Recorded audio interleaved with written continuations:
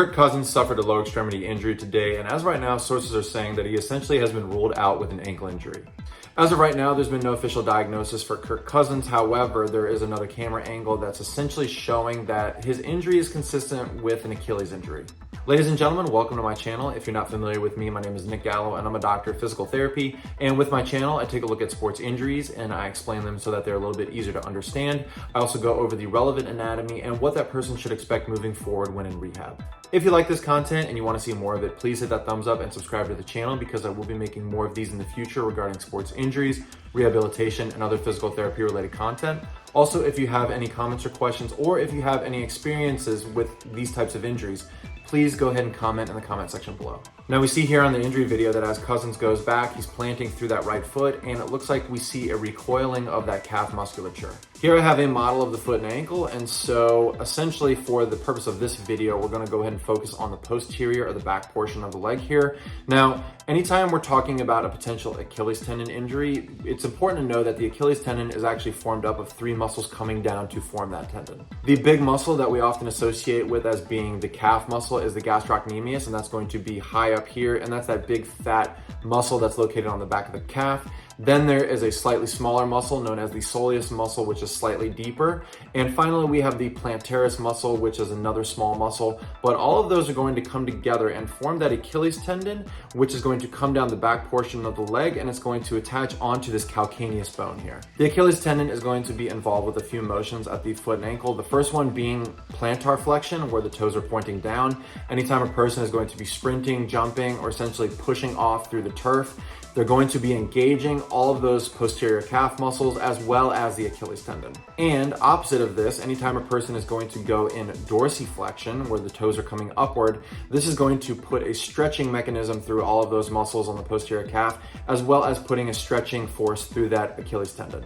Now let's talk about some common injury mechanisms for the Achilles tendon. The first one being any type of sport involving cutting or sudden stops or sudden explosions off through the foot there. That is going to put a lot of stress going through that Achilles tendon and can essentially lead to a rupture. And the opposite of that, anytime a person is going to go through a lot of stretching through that foot and ankle where they're going to go beyond their norm value of dorsiflexion, sometimes that stretching is too much for the Achilles tendon, and that can also lead to a tear. So as we look through this injury video again, that as he comes back, he's going to plant suddenly through that foot. And after that, that's when we see basically what looks like the calf muscle is recoiling. So this would be along the lines with one of the popular mechanisms for an Achilles tear, unfortunately. As of right now, once again, we haven't gotten an official word, but this does look very similar to some of these that we've seen in the past. I don't really see in this video what would be consistent with an ankle injury because first of all, you're not getting any inversion or eversion of the foot there. You're also not getting any rotational component going through the foot and ankle. So as of right now, to me, this is not looking like one of those ankle sprains or even a high ankle sprain. So I would have to agree with some of the people that are circulating this video on Twitter that this does look very consistent with an Achilles injury.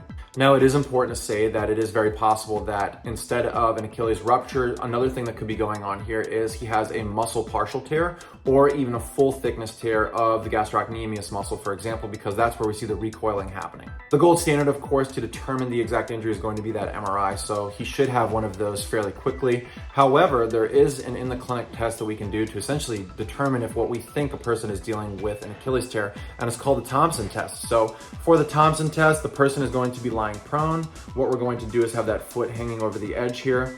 We're going to squeeze that calf musculature, and if you're getting any movement at the foot and ankle, then that means essentially that as you squeeze that, then the tendon is still intact because it's causing movement at the foot here. However, if you do that and the opposite happens and you're not seeing any movement at the foot, then that also seems to be consistent with an Achilles rupture.